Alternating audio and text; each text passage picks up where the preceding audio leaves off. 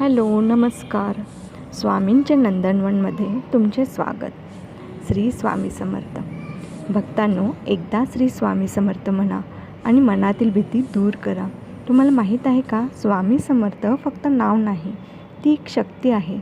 स्वामींच्या नामस्मरणात इतकी ताकद आहे की त्यांच्या नामस्मरणाने आयुष्यातील भीती, चिंता, ताणतणाव सहजपणे दूर होतात. मनापासून घेतलेले नाव आयुष्यात सकारात्मक बदल घडवतात. भक्तांनो, स्वामींच्या नामस्मरणाने घरातील वातावरण पवित्र आणि सकारात्मक राहते.